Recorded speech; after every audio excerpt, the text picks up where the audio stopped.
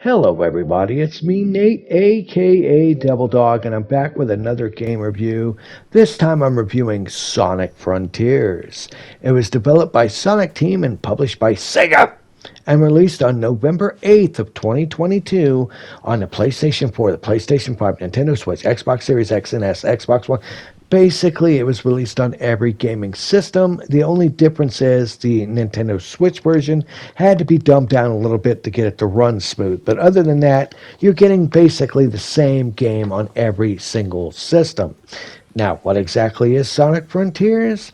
Well, you go around as Sonic the Hedgehog exploring the mysterious Starfall Islands to collect the Chaos Emeralds in different biomes from different fields, forests, deserts, and ancient ruins to stop the evil Dr. Robotnik from taking over the world. Yeah, highly original, right?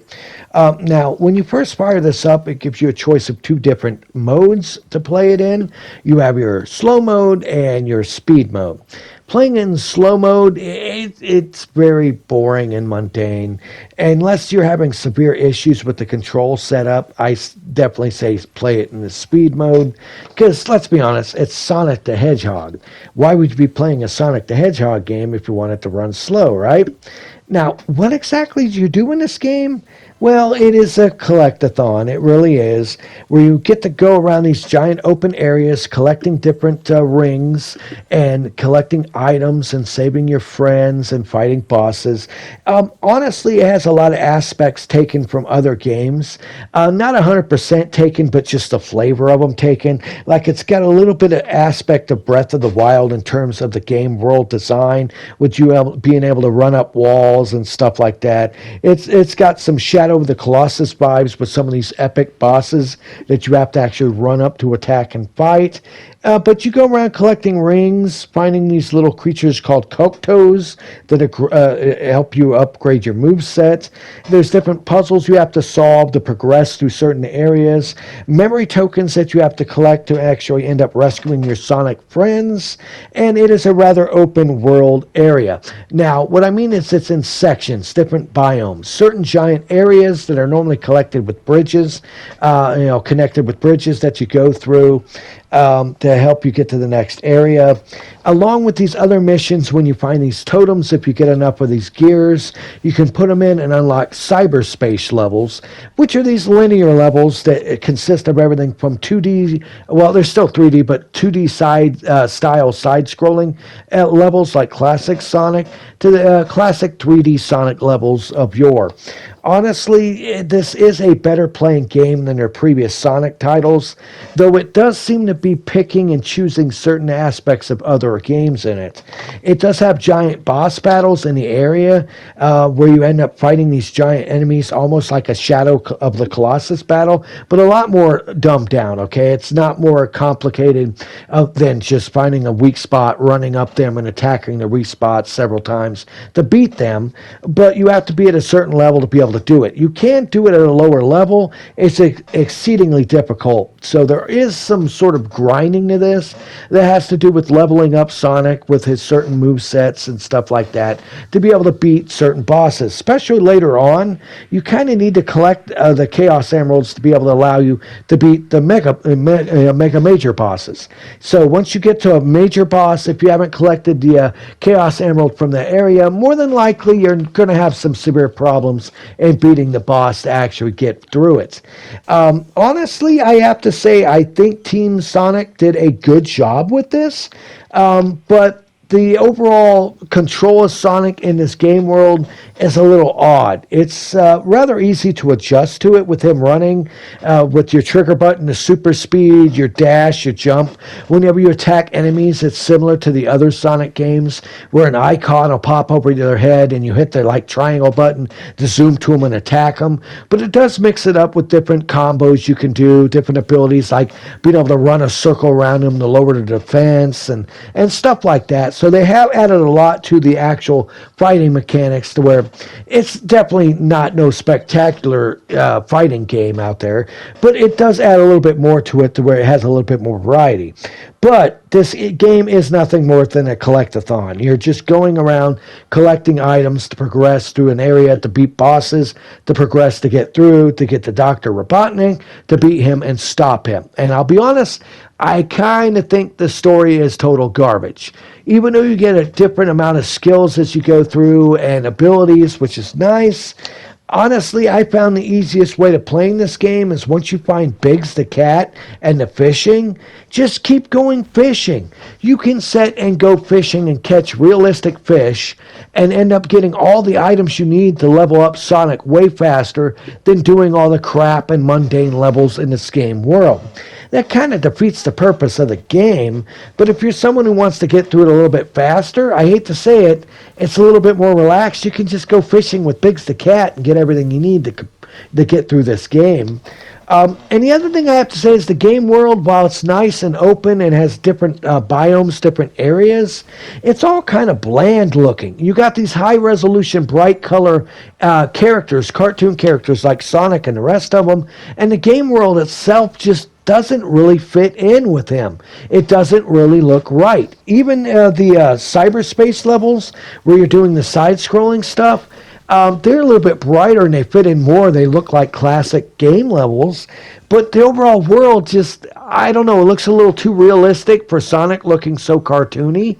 But that isn't the main issue I have. The main issue I have is you have this giant, epic, open world, okay, that you can see the whole game world as you're running through it super fast.